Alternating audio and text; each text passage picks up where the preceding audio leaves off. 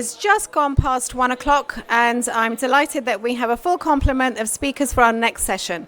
My name is Marlene Imhero from Globe International, and delighted to welcome you to a fantastic report launch which we're going to have. Of course, Finance Day is behind us, and we have seen an absolute avalanche of pledges and announcements and reports on finance. But what we're going to hear from today is a very important new report which has just been launched in the last few days by the Environment Audit Committee in the UK Parliament. And we have 3 members of Parliament here who are going to tell you all about it. So welcome the members who are in the audience here, and of course our online audience. I'd like to hand over directly to you, please, the Right Honourable Philip Dunn, Member of Parliament who chairs the Environment Audit Committee.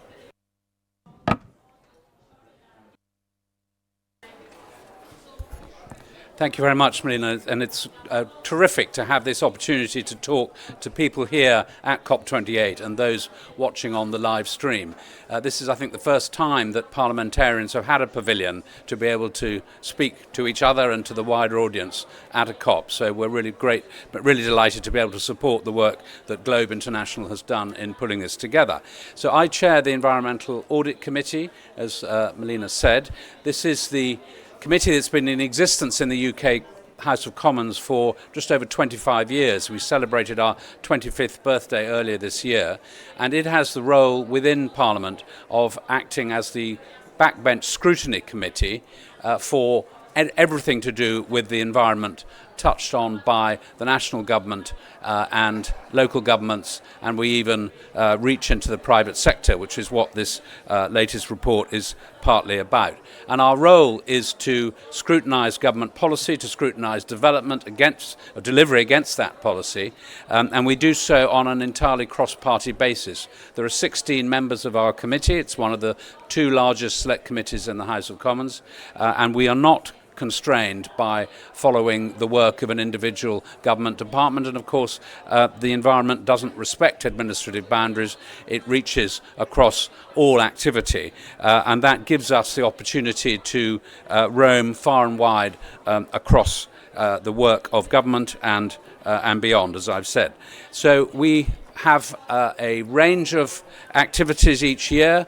We currently are undertaking inquiries into a whole host of things, many of which are directly relevant to what are being discussed today. I mean, perhaps most obviously, we're doing an inquiry at the moment into heat resilience and sustainable cooling. We have an inquiry ongoing into the electricity grid capacity in the UK, which is a massive issue as we seek to build so much more new sources of renewable electricity. We have an inquiry launched, but yet to take oral evidence into natural capital, so plugging into the whole biodiversity challenge that we are all facing. And we have other inquiries on sustainable timber, which was published, and we get a government response very shortly, on air quality, on environmental change and food security. So a whole wide range of issues. Actually, in aviation emissions, maritime emissions will be coming out, I hope, before Christmas. So by being a cross-party committee, we reach conclusions almost invariably unanimously through the committee, and that gives us very considerable force when we make recommendations to government, because the power that our committee structure in the UK has is it requires government to give us a response to any recommendations that we make.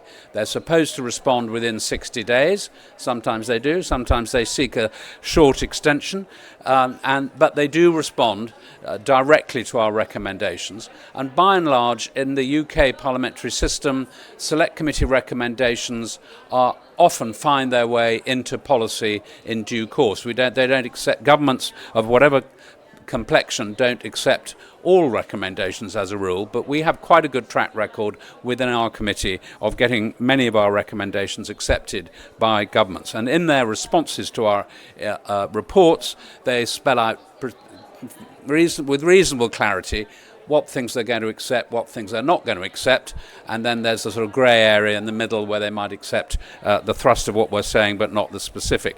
And I think that happens with all select committees. I think in the Environment Committee, I would say that we have a better track record than others.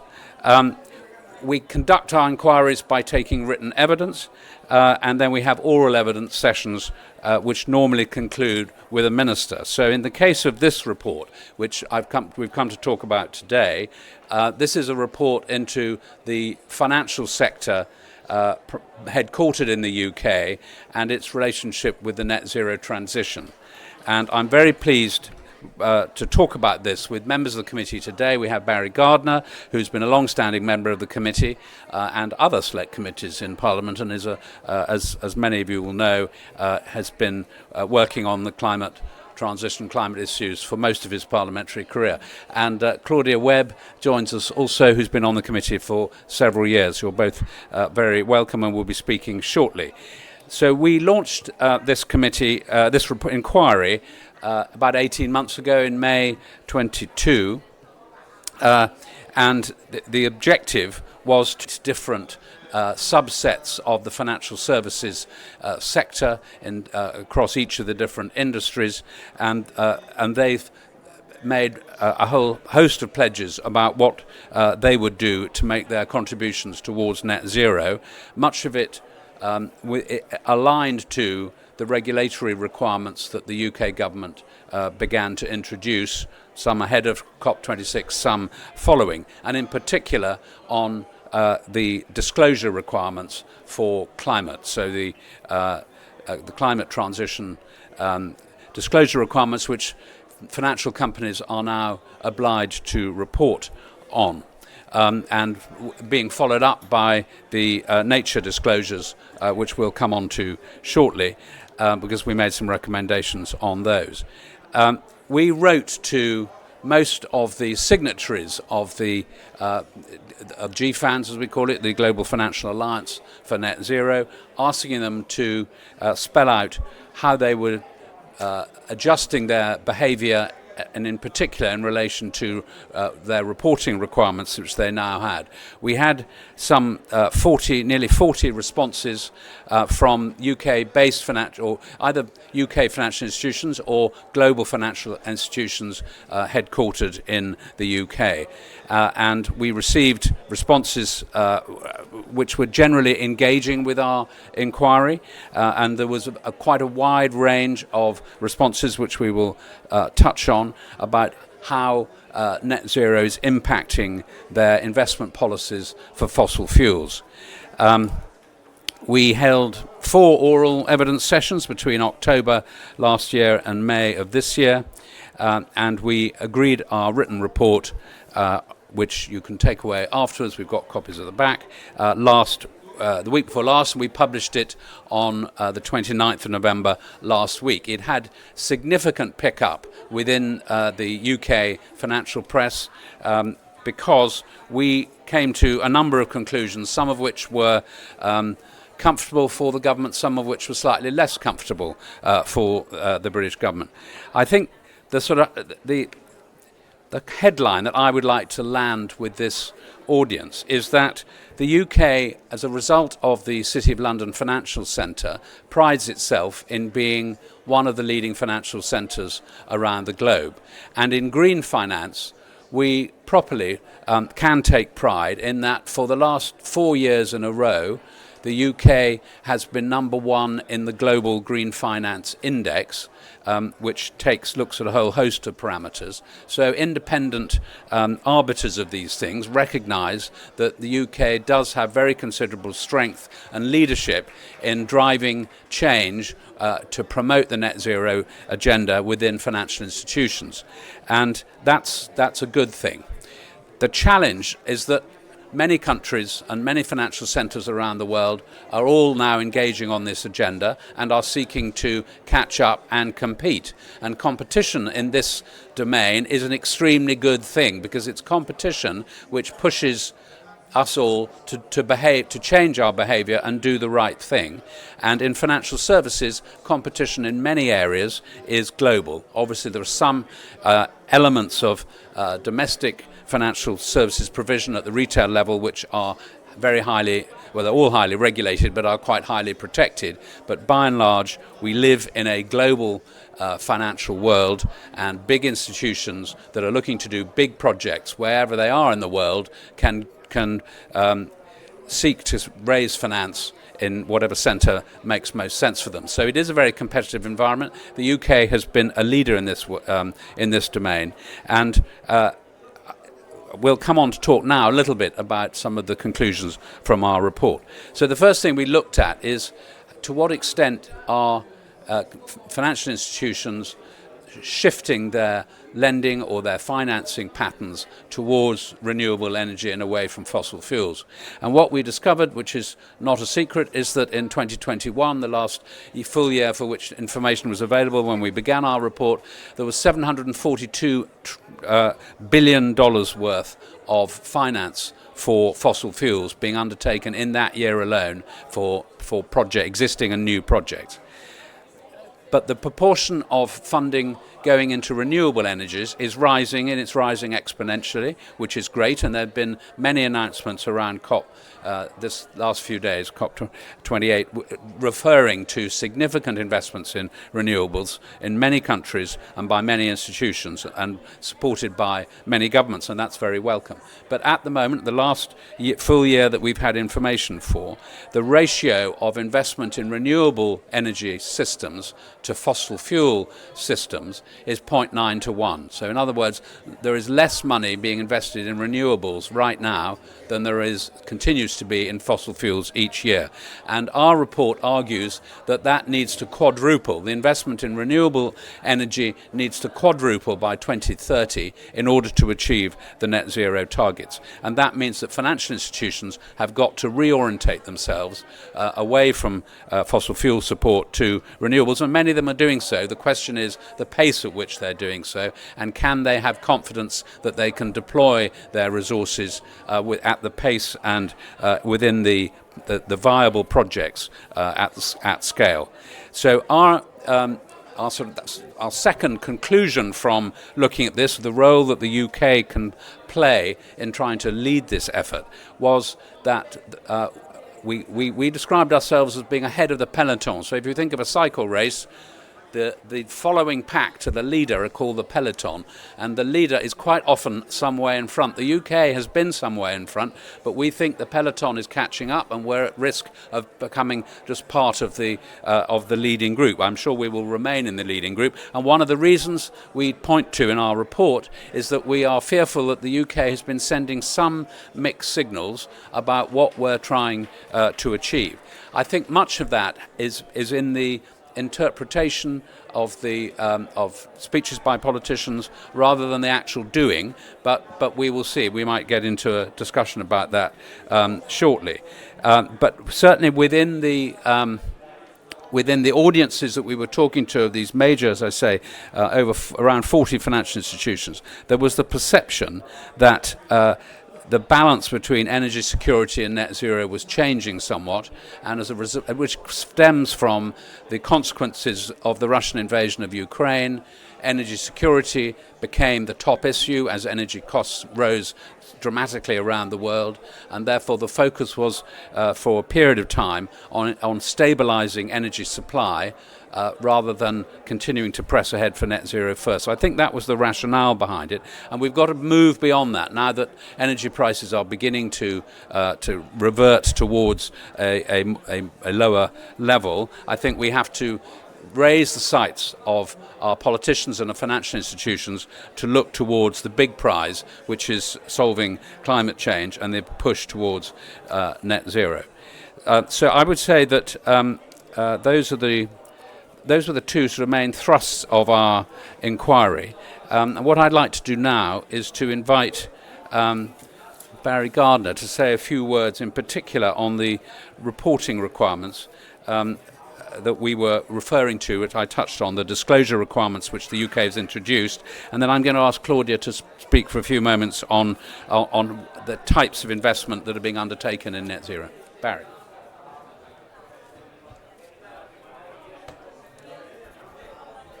Thank you, Philip, and thank you, Melanie, for this opportunity to share with everybody our plan.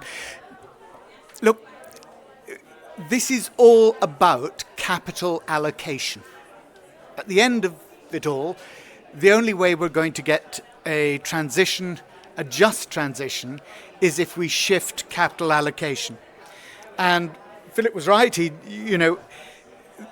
The evidence that our committee took was really quite stark, because what we found was that in just the 6 years from 2016,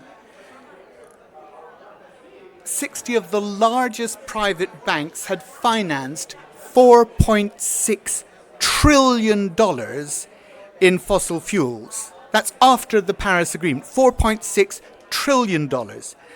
That's 10% more in those 5.5, 6 years than had been invested in renewables in the previous 17 years, right up to now.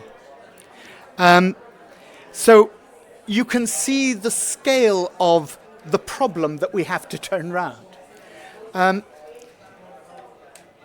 if you look at what the International Energy Agency told our committee, they made it very clear that the decline in fossil fuel demand is so steep that there is no need for new long lead time upstream oil and gas conventional projects, and no need for new coal mines or mine extensions.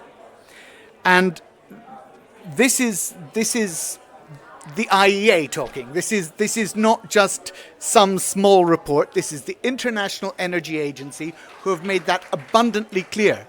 And that, of course, sends a huge signal to investors about how they need to shift their capital allocation. But over the past decade, the global financial markets have seen 2,300 coal, oil and gas IPOs, initial public offerings, that have raised $600 billion.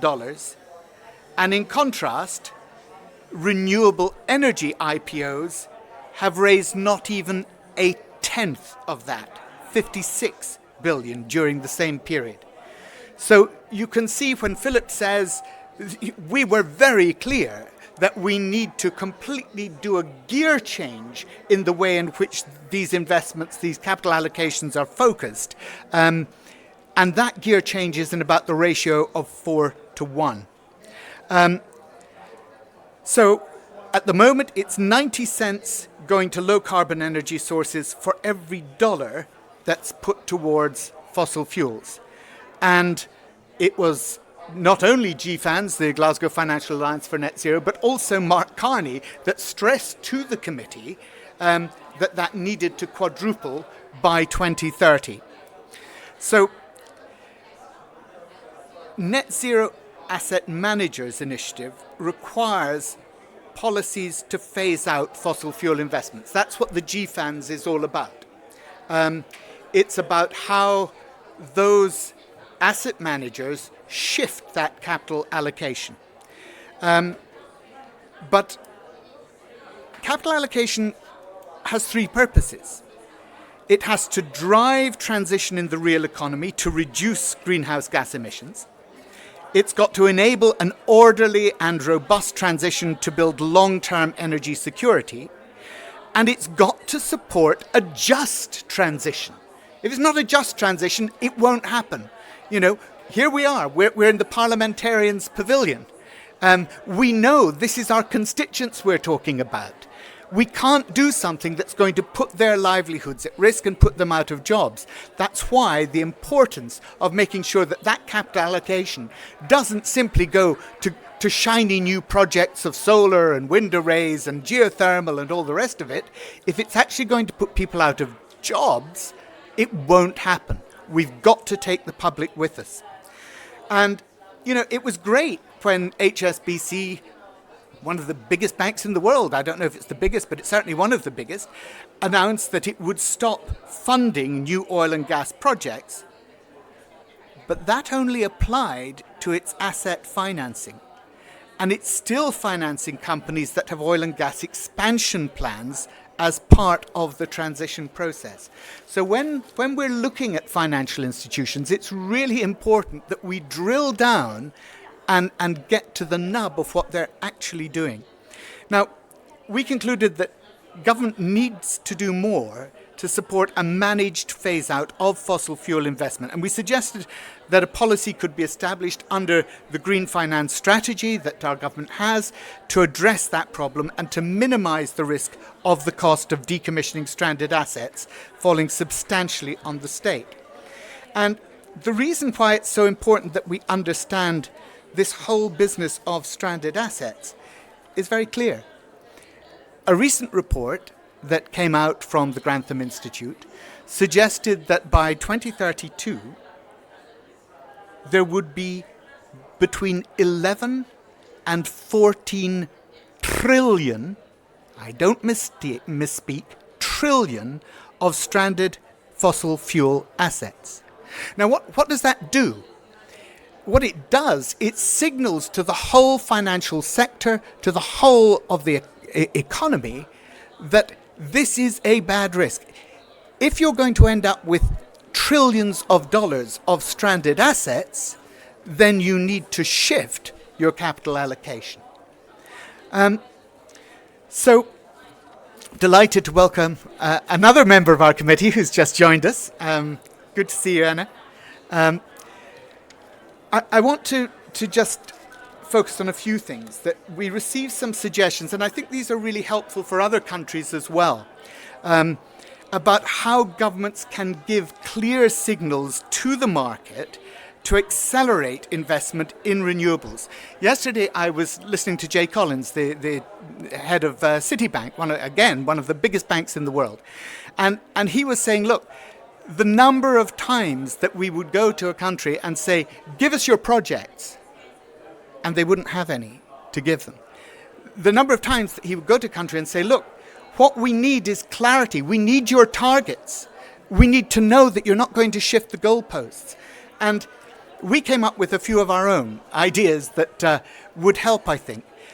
Reform to planning laws to enable more renewable energy generation to be put in place.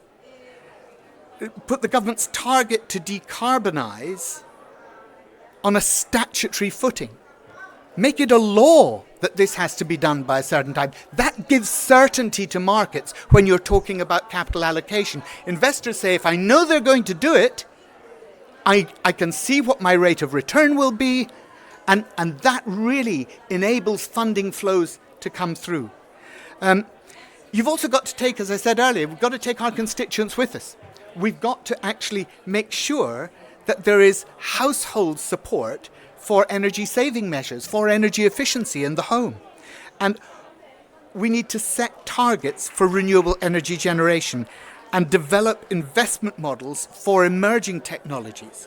So these were all part of the recommendations that are there in the report. I really do urge you to have a look at it and to see not all of it will fit your country's situation, but there's a lot in it that I'm sure you can take away and apply in your own context.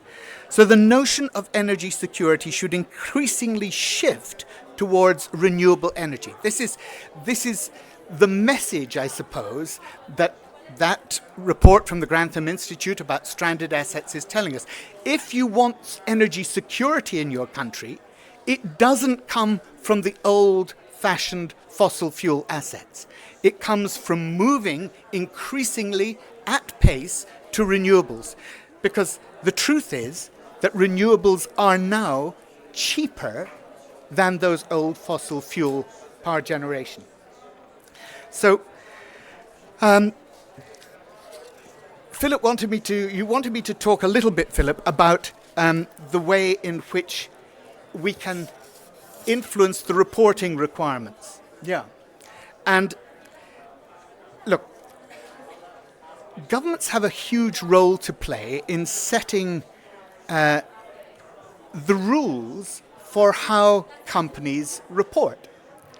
And we turned our attention to this and we said we welcomed our government's intention to consult on requiring companies to disclose their transition plans. But that has to be more than just comply, make that disclosure, or explain why you haven't. And if you can simply say, well, actually, we don't have a transition plan, that's not going to get us anywhere. You really do need to see a move to mandatory reporting of companies' transition plans about the way in which they are aiming to make their enterprise, right the way down the supply chain, net zero. And those who publish transition plans should follow a compulsory framework. Because otherwise what happens is one person will report in one methodology, another company will report in another methodology, and you end up comparing apples and pears, and you don't know which company is actually doing better.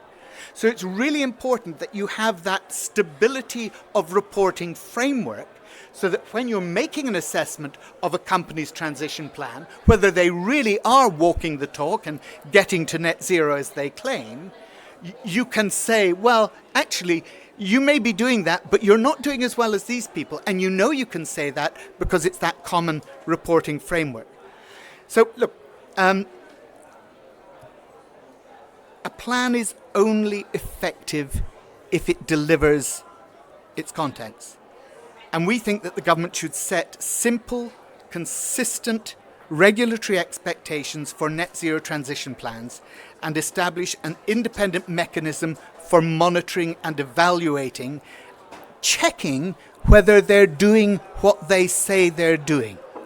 Because just as you have that stability of framework with a common mandatory framework, so you need a consistency in the monitoring of it. So these are ways in which government really can drive this agenda forward. And we also looked at sustainability disclosure requirements.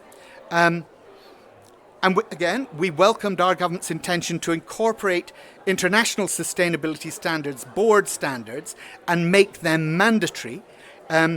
Its consultation on reporting Scope 3 greenhouse gas emissions, and its intention to adopt a task force on nature-related financial disclosures. So we're not just talking about climate-related financial disclosures, but nature-related financial disclosures as well.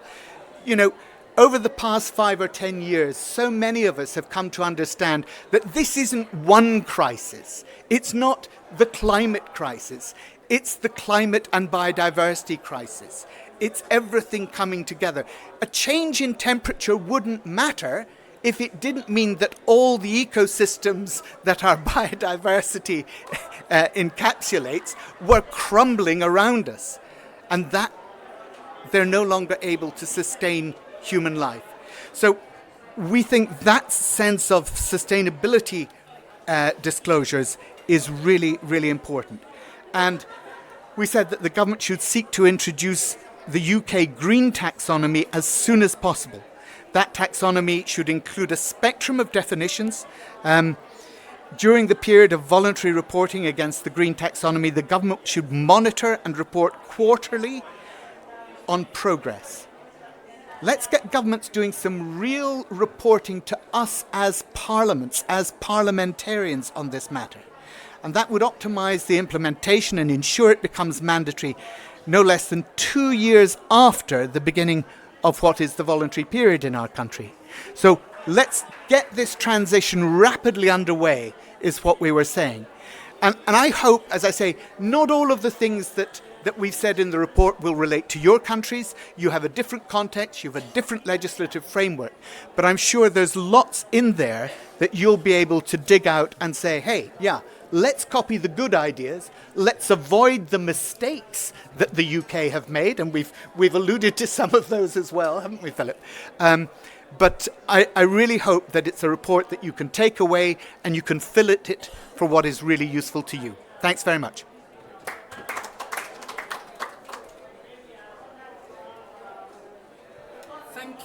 Thank you, Philip. Thank you, Barry. One of the beauties about our committee is its diversity, not just in terms of its people, but in terms of us as political parties as well and who we represent.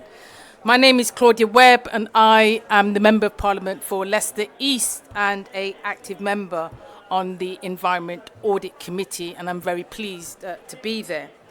So good morning, and I'm pleased, obviously, to speak to you as a member of the EAC at the launch of this report, an expression of our recommendations and what we see going forward in this agenda. Our report urges the UK government to go further and faster than it has so far, without a doubt. First and foremost, the report, I believe, pushes the government to do more to meet its promise of net zero by 2050.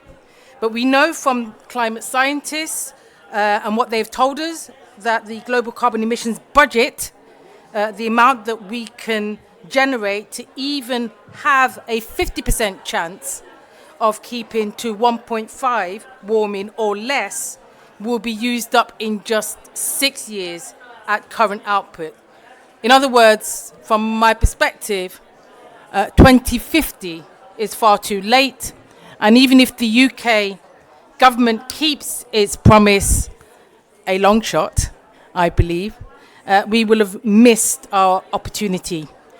I think, second, it is clear that even if governments do everything else right that they possibly could, the markets will never resolve this crisis on their own. Market mechanisms to achieve net zero targets won't be enough. Won't be enough to rid us of fossil fuels by 2050 or indeed anytime soon. The City of London, as Philip has indicated, has been the top-rated green finance centre for 4 years running. From where I sit, however, in Leicester, and I look at the square mile of the City of London, it sits for me as one of the top 4 for investments in fossil fuels. The global finance system is unfit for the challenge. We cannot simply harness the market when direct government control and intervention is required. The markets will not stop investing in fossil fuels unless they are made to do so.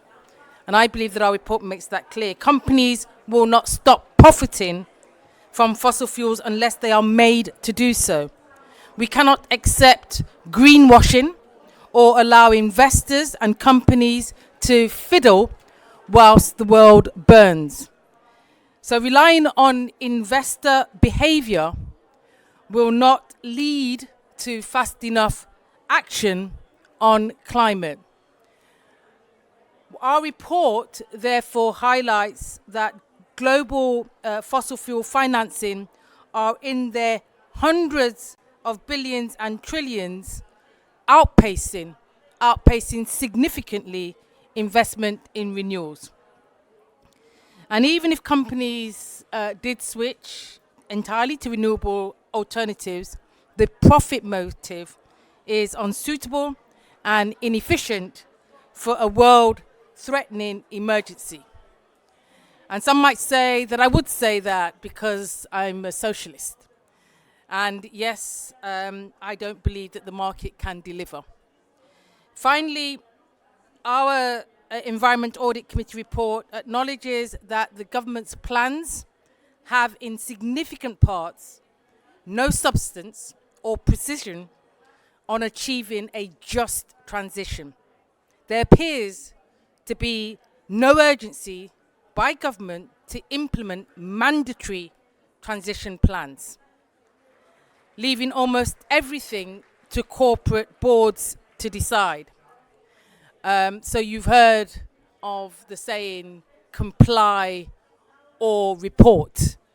In other words, if you simply report that you haven't got any green finance plans, that is fine and good enough, according to the direction the government would be going if it doesn't take on board the recommendations that we are making in our report. The UK saw in the death of its coal industry how thriving communities become wastelands if there is no just transition.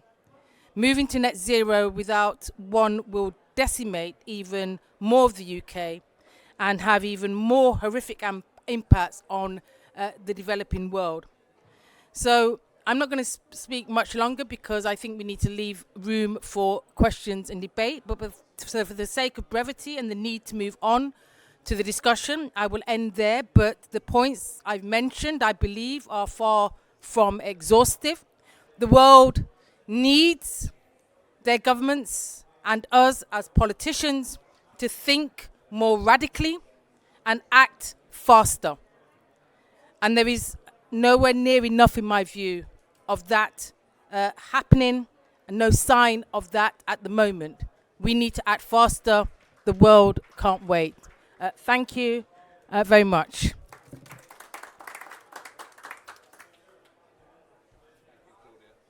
So thank you so much. Thank you, Claudia. Thank you, Barry. Thank you, Philip. And it's now a moment to turn to yourselves for the discussion to take place. I would like to use chair's prerogatives to get the discussion started, if I may. I have so many questions. It's such a dense report. It's such a timely report, of course. And so many of the issues that you touched on are going to be covered in other dialogue platforms here at COP. Of course, it's the energy, the industry, and the Just Transition Day. So if I may just start with a couple. So beginning with the emphasis that you laid, Claudia, on finance for net zero transition planning. My question to you is the focus of the report very much on the corporate sector? Or are you also looking at other stakeholders who have to deliver? I'm thinking particularly of local authorities. So shortly after this session, we're going to be having a focus with Chris Skidmore on net zero and local authorities. So local authorities have exactly those same needs for green finance plans, which have to be backed up. Green transition plans which have to be backed up by finance. So what's your message on that? I'm just going to bundle the initial questions just in three. So that's really going from the bottom to the top. The next point is the UK's 2008 Climate Change Act was a high watermark. It was a gold standard for climate change frameworks. Earlier this morning, we had an absolutely such a fantastic, stimulating, comprehensive presentation by a leading parliamentarian, Cedric Froelich, from South Africa, in which he was talking about how the UK's Climate Change Act informs the about to be hopefully adopted Climate Change Act in South Africa, which would then make the number of climate change acts in Africa, the continent, to fall imminently. But he also emphasized so many points that you have made in yours, which is, first of all, the need to triple renewal investment by the end of the decade, to double energy efficiency, but the crashingly low number of projects which are coming to market, the point that you had made, Philip. So how can that be accelerated? And specifically, one of the things that actually we didn't get time to discuss, but very much in the context of the UK's own partnerships, is the JETPs. The other partnership which was launched at Glasgow, in addition to GFANS, was this other acronym, the JETP partnership, the Just Energy Transition Partnership with 5 countries, of which South Africa was the first. So where is the role? Did you cover that? Of course, that's a bilateral level, but did you cover that at all? And finally, the role of the Climate Change Committee in all of this.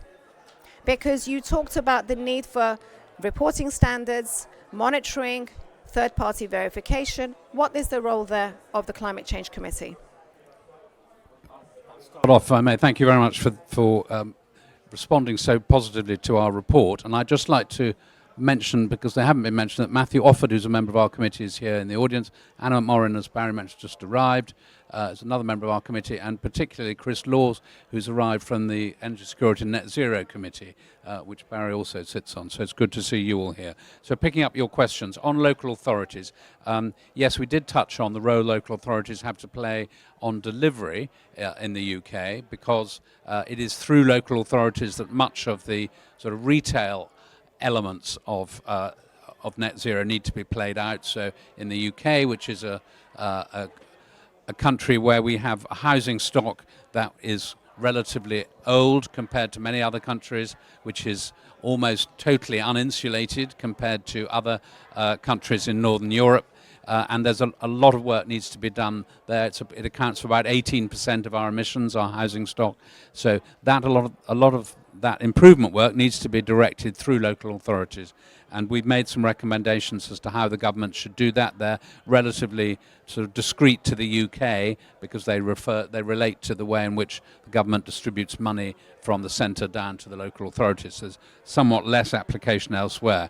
Your comment about the Climate Change Committee, they give evidence to our committee regularly. They're obviously the advisor to the government, so we interrogate some of their advice where we don't necessarily agree with it. Generally speaking, we do.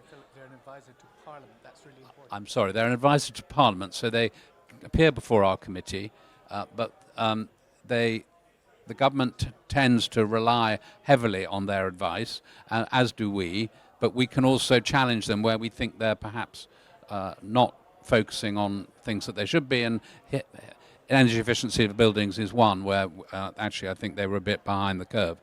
I know Barry has got to slip off. Did you want to respond to anything else?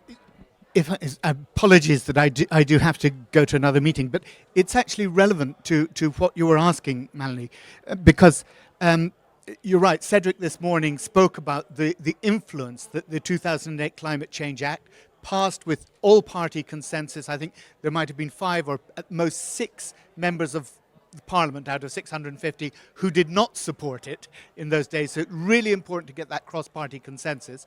And it's had a huge influence in getting other enabling legislation around the world.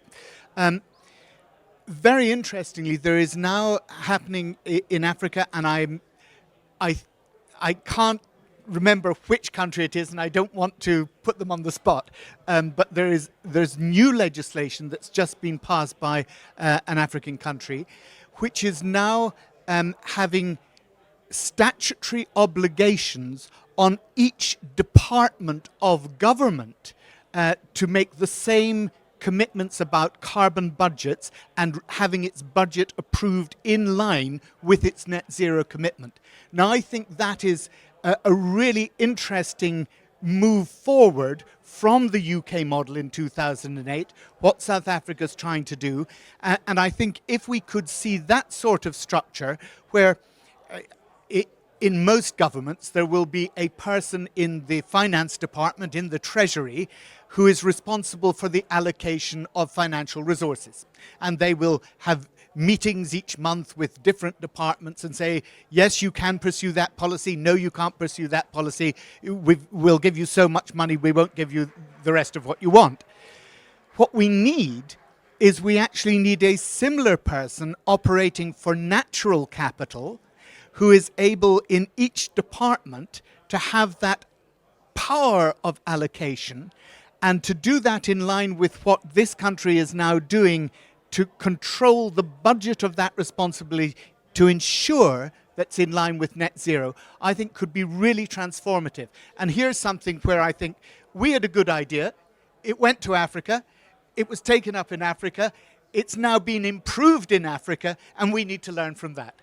But I apologize, I must go. But the reason I'm going is because I'm going to meet with the GCF, the Global Climate Fund, who have actually been working with us to develop a capacity building project with legislators in different countries in Africa and ultimately in South Asia as well.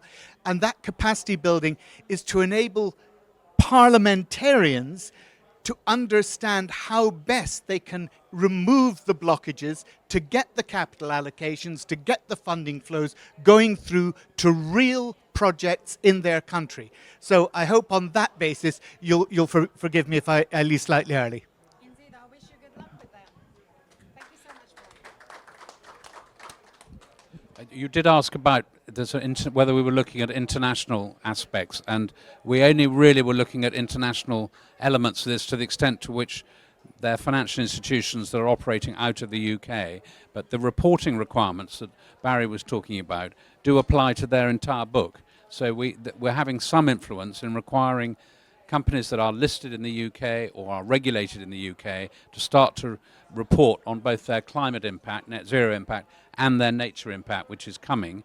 And I think just to pick up on what was being said about nature, we've now got at COP26, the Office of National Statistics agreed with the government that they would start to provide quarterly reporting on nature impact of our economy, which is a world first. That's yet to sort of get fully adopted, but is coming quite quickly. And I think that, in parallel with requirements for nature impact reporting on financial institutions, will start to drive behaviours to improve nature, and for all companies to understand the impact that their activities are having on nature depletion and try to reverse it. Thank you so much. Well, I don't want to really add much more to what's been said, except on the issue of local authorities is one of the questions you asked. I mean, I think, and also on how we deliver in cooperation. I think the reality is, from my perspective, we need leadership to be in place in order for there to be a consistent approach, even across local authorities and across regions, and so that there isn't an imbalance of London versus elsewhere, but that when that leadership comes through, that there is significant investment at that local level with the key skill and levels within local authorities, and therefore this requires investment. We need to reinvest back that which local authorities had, which was significant departments that looked at these issues. Those departments don't exist. So in order to move the agenda forward, it's almost as though expertise within has to start from zero. And also the grant approach, and I think this came up in our committee, the grant approach to local authorities, in competitive granting, it's a carrot and stick. It's not what is needed. What is needed is investment when the need is. And so there is no point having, a simple analysis, having progress in London around 15-minute cities, when in an area like mine, literally we can't walk the pavement, because in order to solve the car problem, we decide to halve the pavement in order to allow cars to park on the pavement, instead of doing what is needed, which is to challenge the way our cities are run and operate, and become, we have less carbon emission through use of cars and more 15-minute cities, because in a sense we cave in to pressure, and therefore local authorities, regional authorities shouldn't be competing for these resources. Governments need to invest, and that can't rely on the markets, as I've been indicating. Thank you.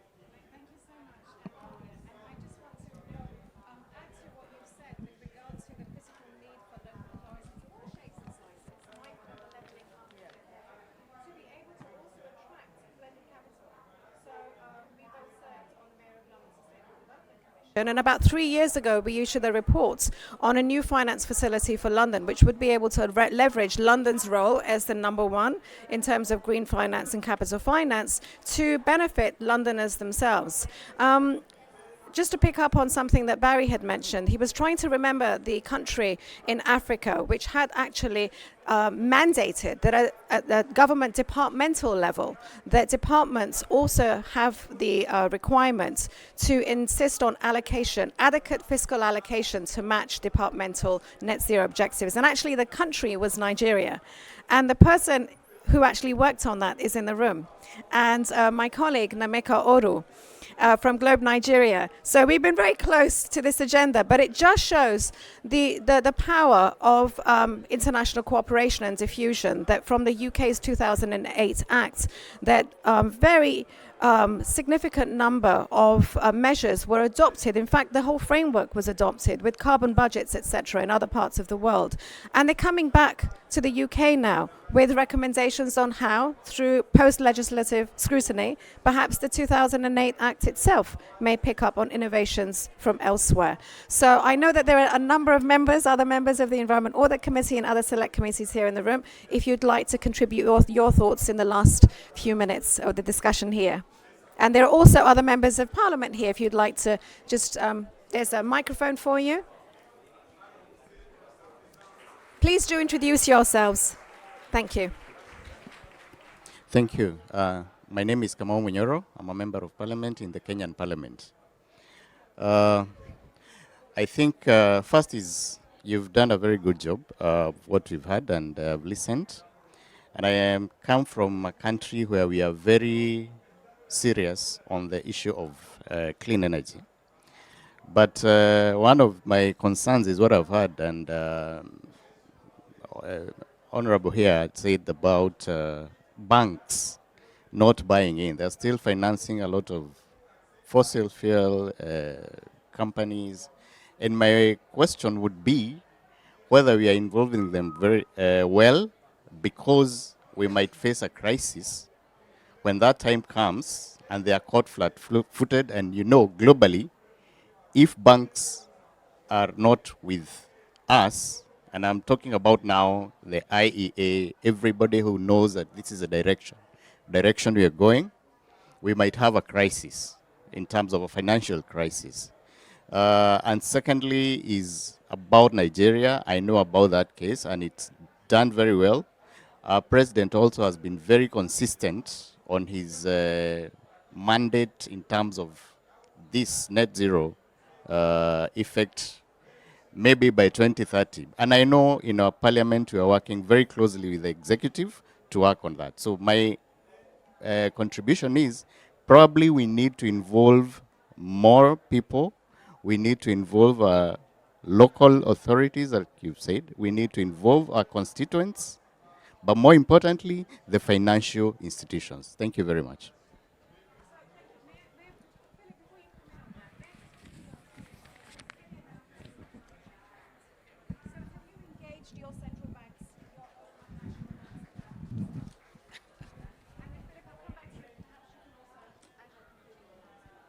Oh, thank you.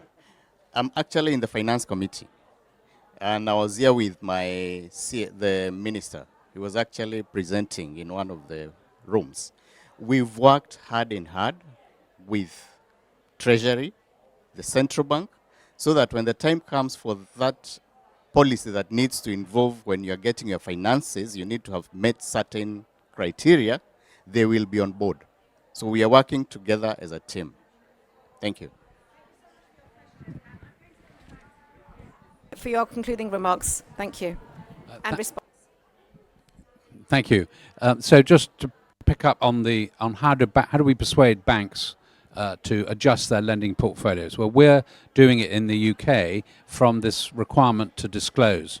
So we take the position that if the regulator requires banks to reveal the extent to which their lending policies are towards, in simplistic terms, fossil fuels or renewables, it's not quite that simple, but that will encourage them to, the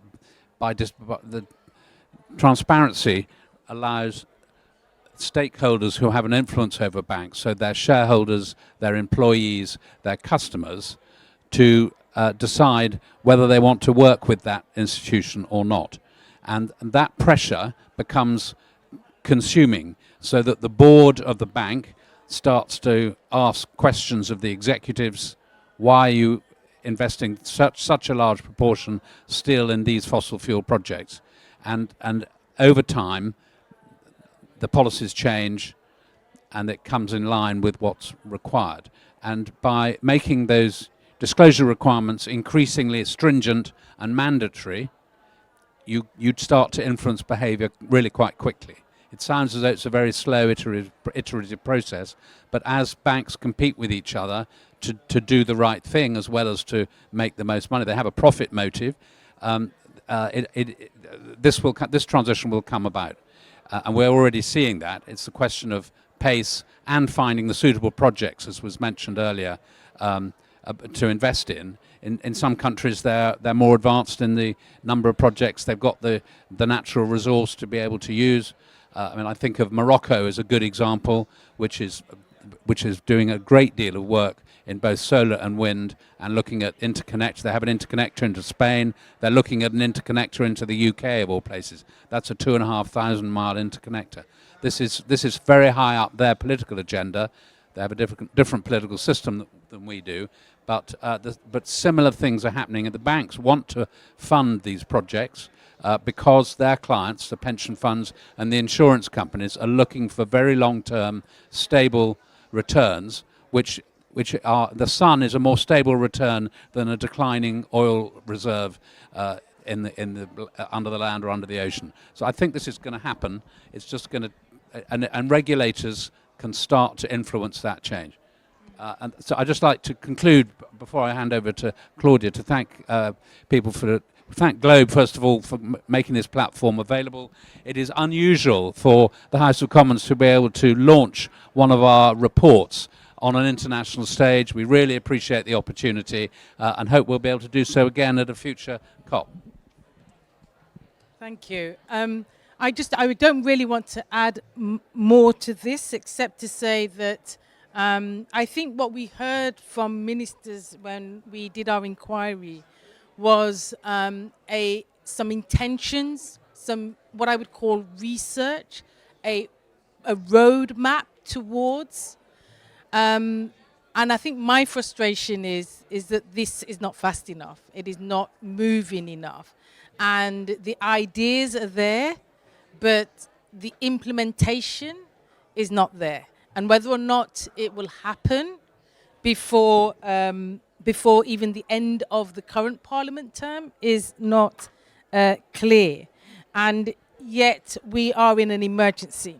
And so it is, the UK could, if it wanted to, lead this agenda towards, net zero finance.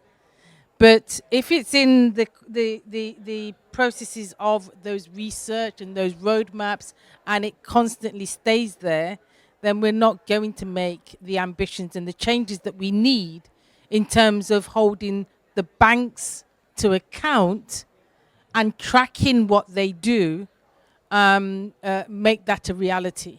And yes, banks obviously can do more, but who's holding them to account, and what is it that's holding them to account? And the government has the power to regulate and enforce, if nothing else, but it also has the power to invest. And I think that we need to obviously do more to invest, to make those changes. I just wanted to say, yesterday I met the organization which I'd long forgotten about, but actually we should remember that it exists, which in my days used to be called CDC, but is now BII. And I think I don't believe we had them at our inquiry, but they are doing work in terms of British investments overseas, which I think is valuable and that we should know more about. And maybe our government isn't speaking loudly enough about what it is doing in terms of investing in that organization. It's not a grant, it's an investment for a return that does good work, from what I can see. And I think we probably need to champion that a bit more. But I'm really delighted that we are here at Globe presenting our report. It's one step towards leading the agenda. And I hope that we can influence the leadership of our respective parties in the UK to come on board with where we are as parliamentarians and where Globe is in the challenge it's setting at all levels. Thank you. Warm words. Globe is here as the focal point for the International Parliamentary Constituency at the UN. So in this wonderful pavilion, the Parliamentary Pavilion, the first time, of course, we welcome a whole host of other parliamentary networks, including Climate Parliament, the Westminster Foundation for Democracy, the Climate Vulnerable Forum Parliament, etc., etc. And of course, we are trying to deliver on the COP presidency's commitment itself. You'll know that their slogan is Unite, Act and Deliver, and that is very much what we seek to do. We also wish to bring before you some of those who have remained hidden in the constellation of financial actors. And Claudio very rightly mentioned an organization that used to be called the Combos Development Cooperation Fund. So there's been a lot of identity change, but the missions are still there. And so collectively, we hope that we can bring before you, the committee, in your perhaps review in the coming months of the response to the reports on the role of the financial sector and the UK's net zero transition, some other players to inform the delivery. But at this moment, I would very much like to thank you all for your patience, for your contributions, and above all, good luck. Good luck with the next stage, the implementation of the recommendations of your report. Thank you all so very much, and good afternoon.